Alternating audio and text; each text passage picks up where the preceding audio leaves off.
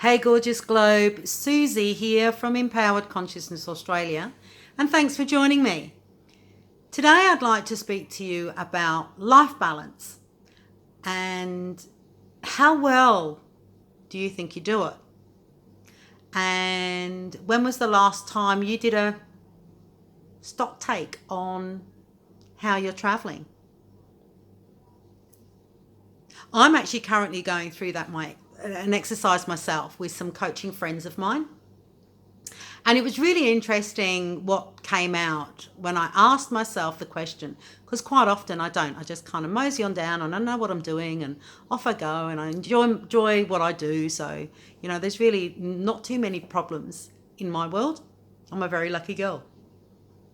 But I needed to have a think and ask myself about where I was, and let's have a bit of a check-in.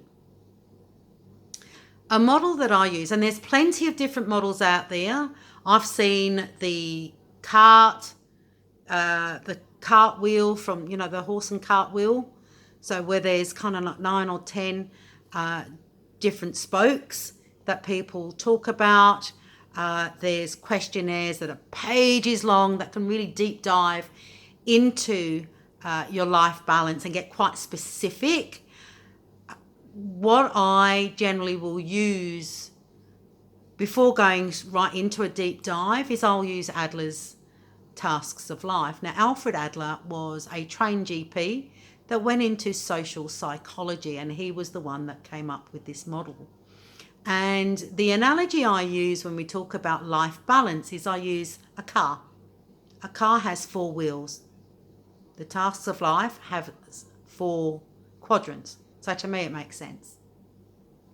And each wheel needs to be the same size, because if one's overinflated or underinflated, that car is going to give you a bit of a wobbly journey, right?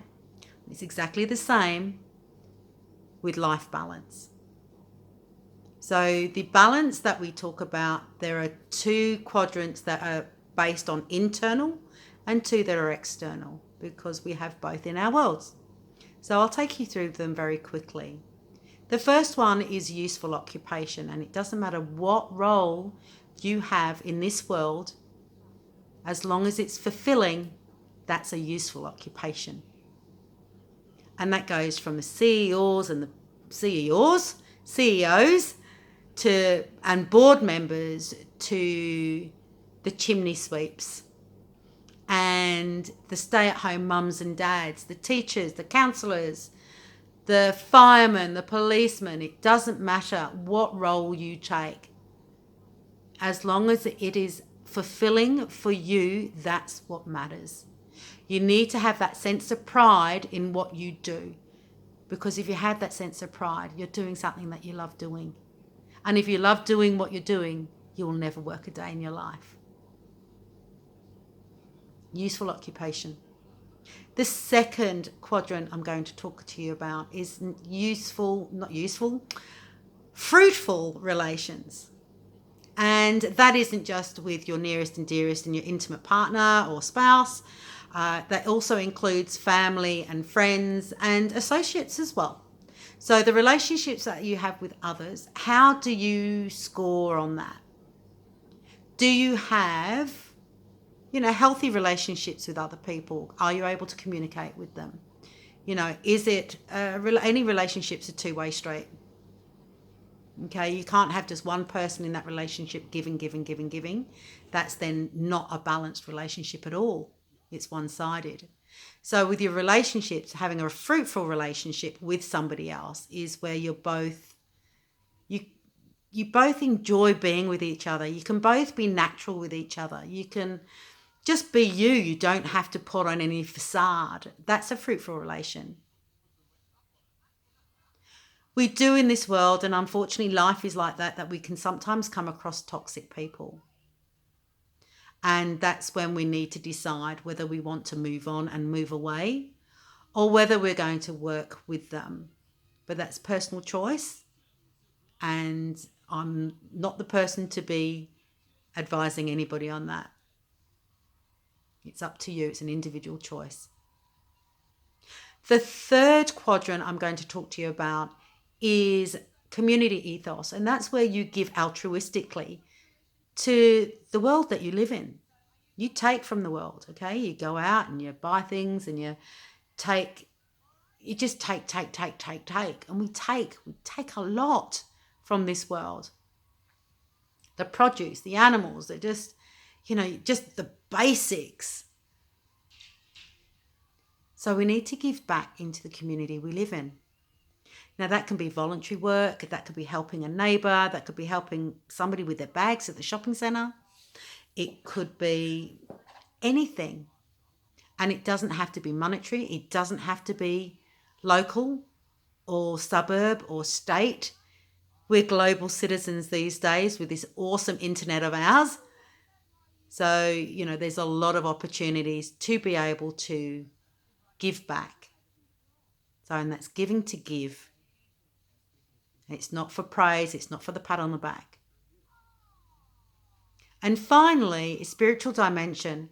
And that is where you are looking after you. If you imagine yourself as a vessel, I like to think of us as we're like a cup. And when we give to others, we are pouring from our cup. But if we continually keep pouring from our cup and we're not topping it up, it's going to be empty really quickly. So spiritual dimension is how you fill your cup up. Because we can't wait for other people to do it. We cannot rely on others to fulfill us.